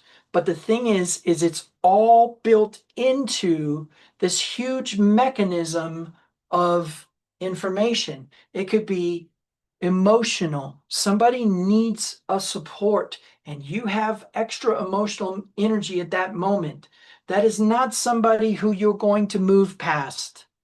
Somebody needs mental confidence or perhaps some mental comfort, and you just so happen to be in a state in which you are mentally okay. Guess what? That's not just for your belly. There's more hamburgers on that tray. And the other part of that is that you need to understand that you might be in a state of expansion, which means there's a greater who's supposed to pour into you. And so you have to open yourself and allow that to happen. You have to use the energy from your season before your season arrives. And so if you have something that you have desired, you need to tap into that energy of that season, because that season is a legitimate desire. And that's how you'll experience it and feel it. The people who were in Egypt before the plagues began, and really during the plagues, did not have a context of what was going to happen at Mount Sinai. We have hindsight. We see the manna fall. We see the water come. But we don't understand that the next season for the Israelites was the Omer. Light training in its finest form. in its most intense and most powerful and acceptable form. Those 50 days leading up to Pentecost, when they finally arrived at Sinai and all physical laws of the universe were in chaos. The mountain was floating. In the Hebrew, it says they were under it. So they were either in a cave or the thing was floating above them. I'd lean towards the first one, that it was floating above them. The sounds of the shofar were seen, right? They were experiencing some form of synesthesia. The sight of the lightning was being heard. And I don't think that had to do with thunderings. Furthermore, there were voices. The word kol is used there, not sound. So they saw a voice. How do you see a voice? So let's just go with the idea that there's this crazy stuff going to be happening in Sinai. They don't know that. They just hit the Red Sea and they're like, oh, wow, we're done for. But they don't realize that that particular week actually has the most powerful process built into it. Remember, Passover had occurred, and now they're what? They're moving through unleavened bread while they're with the Red Sea. And what happened on the Shabbat that followed during the Feast of Unleavened Bread, that followed Pesach during Yeshua's time? A single spark of light so powerful that it affected the entire universe for all time, into the past and into the future, the resurrection of Yeshua. And what you need to know from that entire process is that's the power and the energy present at the Red Sea, available to Moses, available to the people, while the noise versus the signal was in process. And the signal said, move forward. And the signal said that you had to tap into the strength of the Creator to become the greater and move towards and past the veil. Without Moses, that cloud would have never moved.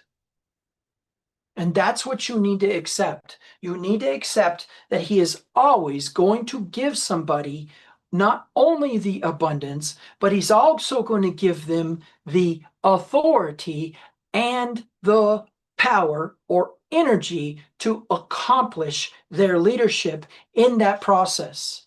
And as they drive forward, you may have all this noise about what you think is going on. But the leader knows what's about to happen. He's about to command you to walk into the Red Sea.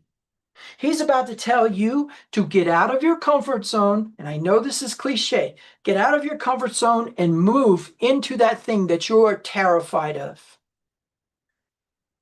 But when you are one of those people, it is imperative that you accept A, that another leader was appointed for that moment and time. Another power, another way was appointed for that moment in time. Your brain says, I need to turn and face the noise and fight the noise. But the truth is the noise is an illusion. The signal said, press against it. The signal told you to press against the concealment. And as soon as that occurred, the veil moved. And the veil now was in front of Pharaoh. And all Pharaoh knew is that he was being pressed by something else to move towards the veil. But what you don't realize is if you move towards the veil and the noise is motivating you, you will do an about face and head back to Egypt. And I want to remind you that there was a group of people who chose to try to go back to Egypt when they were not able to actually go into the promised land, and that they were attacked by humans.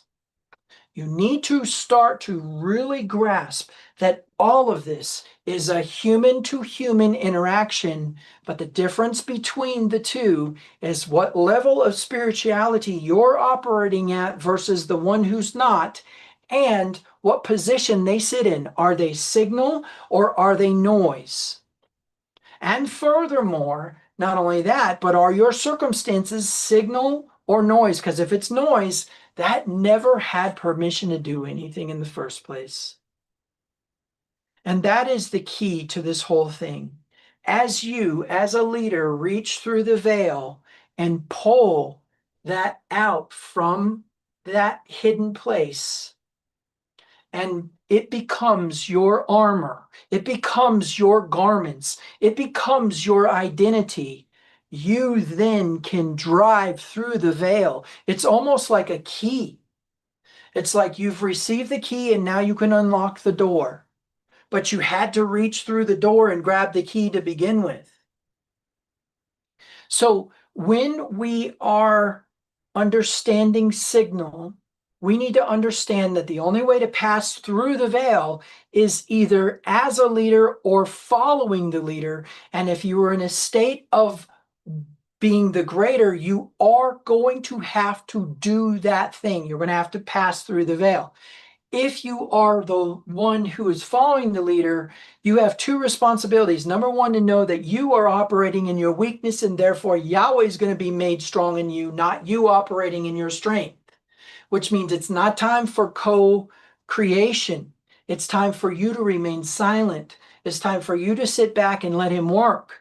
It's time for you to realize that it's not your season to be the leader yet. And furthermore, you can't listen to the noise. The noise is actually going to trick you into bashing yourself up against the Red Sea, and you now have to do an about face and try, and this is what your mind will perceive, I need to now fight these Egyptians. But truth be told, that is not at all what that signal has been telling you. And what's interesting is all that noise, here's the difficult part, was created by your mind.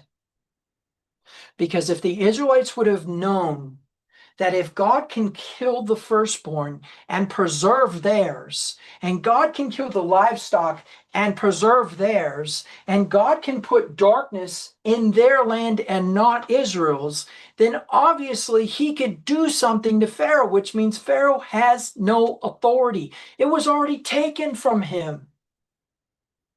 He's just squawking.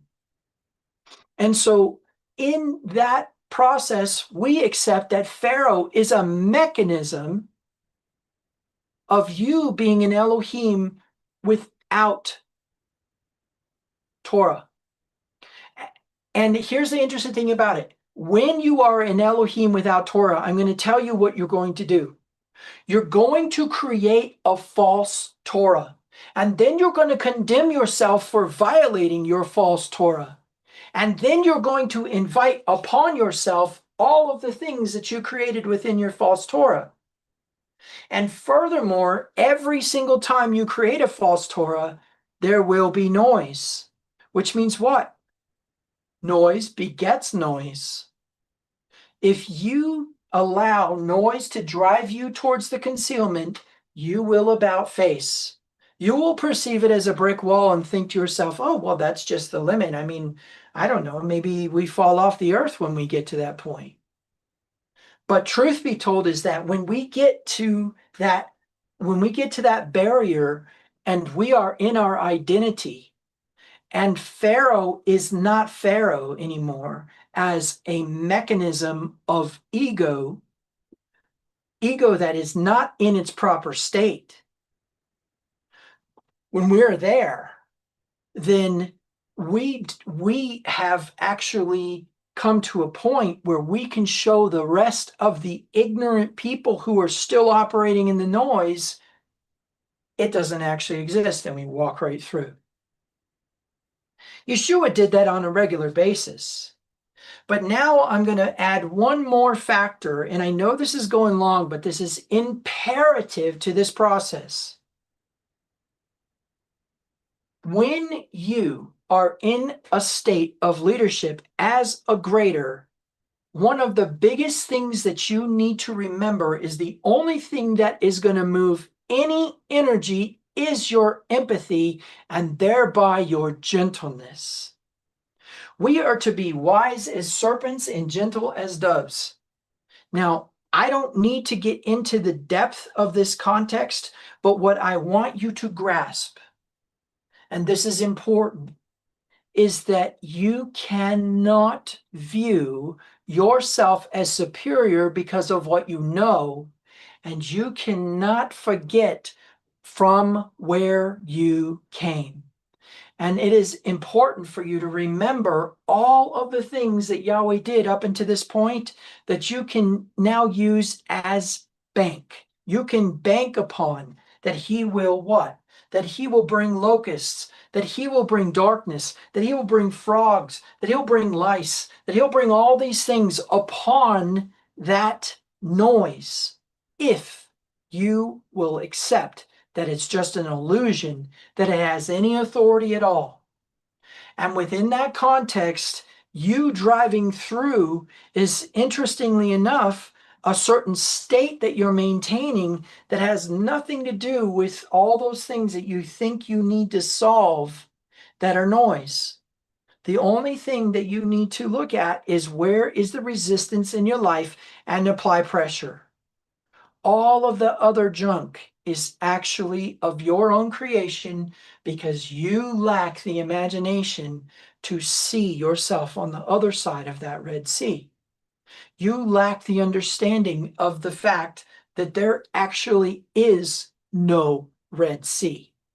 The Red Sea itself is an illusion, as it were, because why? The moment Moses raised his hands, the cloud moved, and they were like, and then the Egyptians were like, we can't go any further. And it says, neither camp met each other that night. Now, when I say gentleness, I need you to understand this is not an easy concept or subject, because what you really need to grasp is that everyone is actually in the same state as you. Don't get me wrong, some people have made some malevolent choices and they are in a deep state of darkness, but they have the same capacity for light as you do, and probably, very possibly, depending on how evil they are, have a greater capacity for light. And I propose to you that they are in their learnings. And so, as you gently instruct the people to be silent, now I know that's the English word, but you need to look at the rest where it says the Lord will fight for you. In other words, what are you supposed to do? You're not supposed to be speaking about going back to Egypt, right? And contextually, you need to realize that that concept has to do with the gentleness of being that leader, operating within that gentleness, gently coaching someone through the veil by descending, giving them more economic status so they can move through the veil. That's the power of this whole thing.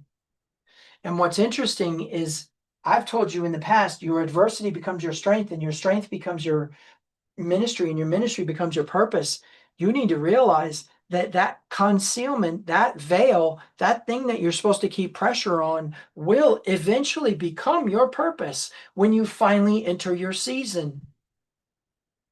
Yeshua on many occasions says, my time has not yet come.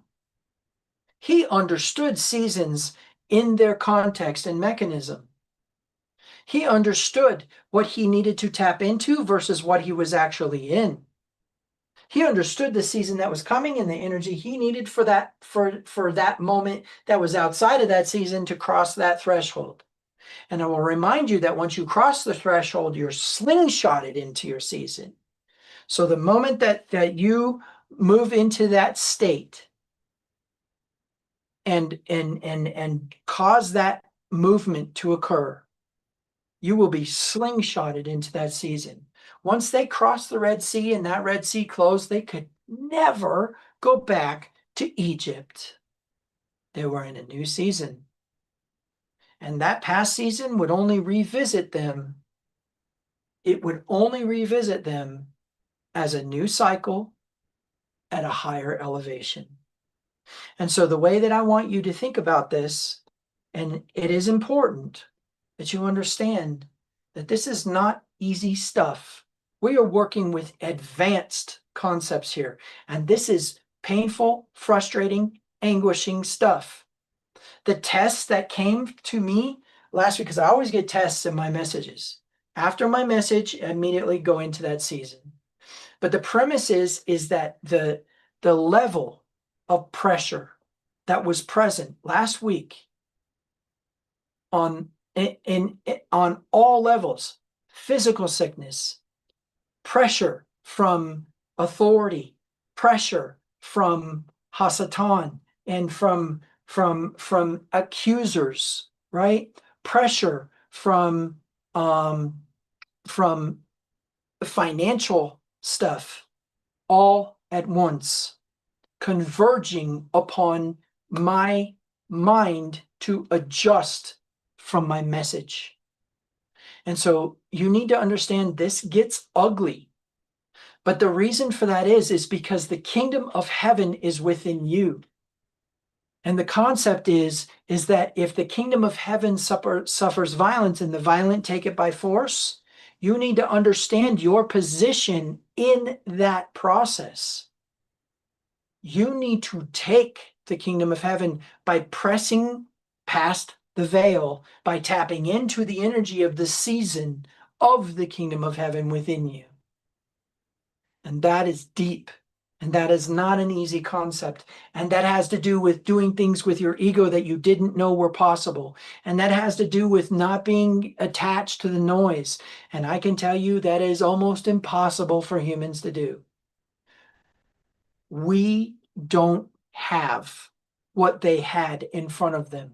All we have is information. That information is valuable. That information is important. And there's a garment that we're supposed to wear. But I think it is also very, very important to understand that that only comes through reciprocation. You have to be elevated into your position by something else as a result of getting under somebody. So, in summary, I will make it short. You are the bride, the first vessel. And every iteration of you until now has been a reduction in the light, a concealment of it that we need to work through. Now, there may be argument as to the reason why the dissension occurs, and I shouldn't say dissension, why the descending occurs, because real people could really easily think I'm talking about dividing. The reason why the descending occurs is so that we can get under the lesser and help them ascend. And then we will be granted ascension to the next level.